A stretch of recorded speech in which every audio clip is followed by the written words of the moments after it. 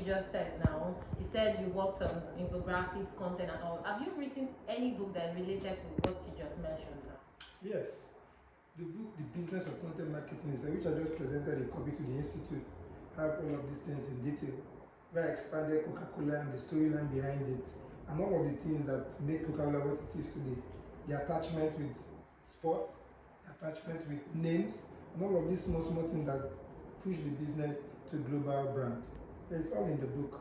It's already presented to the Institute. That's lovely. So as a writer, every writer has his or her challenges what they face when writing. It's either maybe capital or whatever. So sir, what are the challenges you have passed through when writing your book? First of all, predominant amongst is capital. Okay? Because to really write something that is compelling and enthralling as this, you need to set out some good funds for research. Research is where the big brunt of the work is. Aside that too, you need to write in a serene environment. You cannot really pour out your thought if you don't have a serene place to do that. These are constraints for many writers, and sometimes they do not turn out amazing piece of work.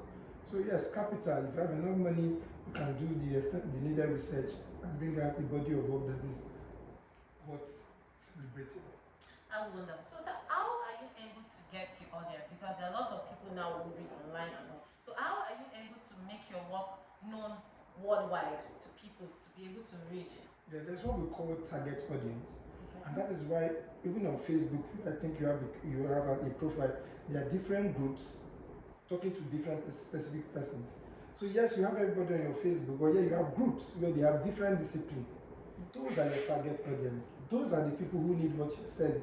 So while you are playing to the gallery by having a profile, going to those groups and sharing your thing would give you the results you need. So you have to get your target audience. It is easier to sell that way. That's wonderful, sir. So sir, what advice do you have for young people looking up to you as their mentor? The big picture is your mentor is just there. The real work is in you. You are the one to do the main work. So your mentor can carry it and take you to the stream. You will not force you to drink. Another thing you should understand that your mentor also will not tell you everything, honestly. So you need to create some kind of situation where you can connect with him. Sometimes people don't know. Meeting a mentor means getting a copy of their books. Meeting a mentor means having some kind of interpersonal relationship with them aside the generic relationship, so that they can tell you the nitty-gritty of the work. Because if they give you everything, they will not totally capture the experiential knowledge. So they will just tell you, hey, you do this, you do that. But when you have a personal relationship with them, you bought their books, you supported them, you have a drink, okay, this is what we have for you. They can decide, okay, to bring you very close and then expose every other thing about the trade secret. So this is one thing mentors will not tell you. They do not say everything. If they say everything, they will go out of business. Okay. So sir, you see a lot of people, writers tell people to always go after their passion. What would you advise young people to do as a young writer? What are the challenges they are going to face and things that you would advise them to look away from while writing? Your passion may not pay your bills. That is the big picture. So go after what will pay the bills, then with time you monetize. I did not actually become a writer immediately. I was a project officer for one company. I was honing skills here and there. But then I was managing their writing department. So I was honing the skill, waiting for the right time to come out. So I would not tell you to go after your passion. Your passion, you may not have the money to do that. So I will tell you, go after what you need to do now to keep body and soul alive. If you need to carry something on your head for money, do that. If you save enough money, then you can decide, okay, let me churn out an ebook. An ebook is a very cost-effective way than churning out a hard copy. And with that too, your writing journey has started. You have somewhere you start, and then on the long run too, you can now share some of your stories. It becomes more comprehensive because you've done other things that give you experience. So see how they work side by side. Your passion may not pay the bills, so you have to go after what you have to do, and then with time, it becomes a very amazing outcome. That's wonderful. Thank you.